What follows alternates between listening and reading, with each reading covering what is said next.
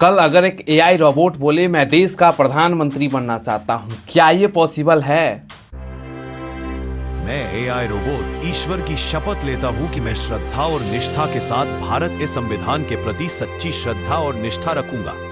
भारत की प्रभुता और अखंडता की रक्षा करूंगा। मैं प्रधानमंत्री के रूप में अपने कर्तव्यों का श्रद्धा पूर्वक और शुद्ध मन से निर्वहन करूंगा और मैं भय या पक्षपात, स्नेह या द्वेष के बिना सबके प्रति संविधान और कानून के अनुसार न्याय करूंगा।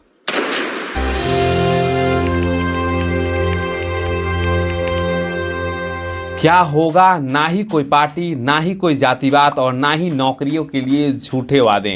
ये सारी चीजें एक मशीन किस इंसान को किस चीज की जरूरत है, एक्चुअल में देश को कब और किस चीज की जरूरत है, कहाँ स्कूल कॉलेजेस खुलवाने हैं, कहाँ हॉस्पिटल खुलवाने हैं और इंडस्ट्रीज कहाँ लगानी, देश में एजुकेशन सिस्टम कैसा होना चाहिए, सिलेबस कैसा होना चाहिए ताकि स्टूडेंट को आने वाले टेक्नोलॉजी के साथ काम कर सके। क्या होता जब एक मशीन बिना किसी पॉलिटिकल एजेंडा के हमारी देश की सुरक्षा, एजुकेशन सिस्टम, हमें और हमारे पूरे देशवासियों को कब और किस चीज की जरूरत है एक एआई प्रेडिक्ट कर पाता और देश का हर वो नागरिक अपनी परेशानियों को डायरेक्टली एआई लीडर से कह पाता। क्या ये पॉसिबल है कि आर्टिफिशियल इंटेलिजेंस इलेक्शन लड़ सकता है या फिर पॉलिटिक्स में कोई बड़ी भूमिका निभा सकता है?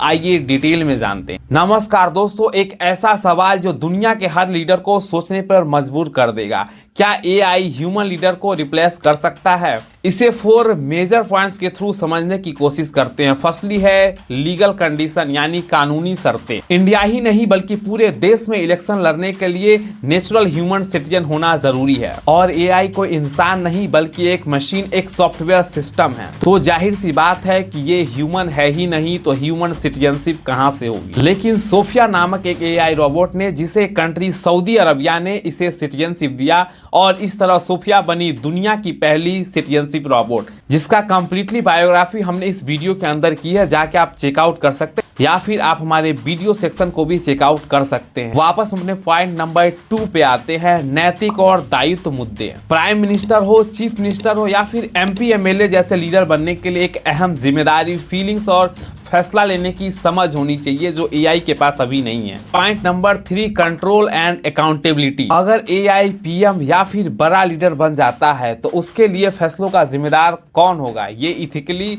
और लीगल सिस्टम में भी क्लियर नहीं है अब तक। 4th, लास्ट एंड सबसे इंपॉर्टेंट, लोकतांत्रिक प्रक्रिया। इलेक्शन सिस्टम लोगों के लिए और लोगों के द्वारा किया जाता है और एआई लोग नहीं है, इसलिए एआई को एक कैंडिडेट के रूप में रजिस्टर नहीं किया जा सकता। इन चारों ही पॉइंट से ये क्लियर है कि एआई इलेक्शन तो नहीं लड़ सकता बल्कि एआई पॉलिटिक्स में एक अहम भूमिका निभा रहा है।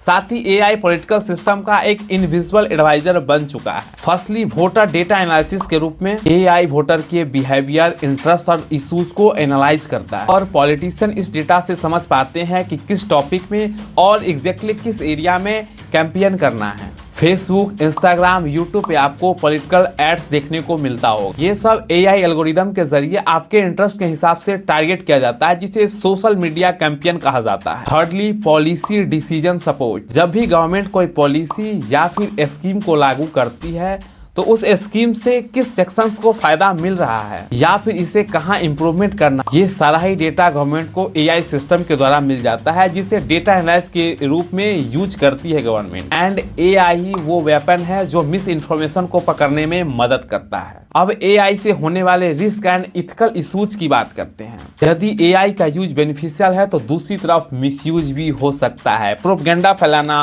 फेक न्यूज को फैलाना और वोटर्स को मैनिपुलेट करना। इसलिए कई देशों में एआई इलेक्शन यूज रेगुलेशन पर काम कर रहा है। इंडिया में भी इलेक्शन कमीशन ने एआई बेस्ड कैंपेन्स को क्लोजली मॉनिटर करना शुरू कर दिया है। हो सकता है एआई डायरेक्टली फ्यूचर में इलेक्शन ना लड़े, लेकिन एक दिन ऐसा भी आ सकता है जब एआई एडवाइजर सरकार के मेकिंग डिसीजन में एक अहम हिस्सा बन जाए। सोच कर देखिए, एक एआई डेटा के बेस पे 100% निष्पक्ष फैसले ले, लेकिन क्या बिना इमोशंस के लीडरशिप पॉसिबल है? यही है रियल डिबेट। तो दोस्तों, एआई इलेक्शन तो नहीं लड़ सकता लेकिन पॉलिटिक्स का गेम चेंजर जरूर बन चुका है। मैटर ये नहीं है कि एआई पीएम बनेगा या नहीं, बल्कि एआई और ह्यूमंस मिलकर किस तरह देश को बदलेंगे। मिलते हैं फ्रेंड्स किसी और वीडियो के साथ, तब तक इस वीडियो को लाइक, शेयर और चैनल को सब्सक्राइब जरूर करें। जय हिंद। जय भारत।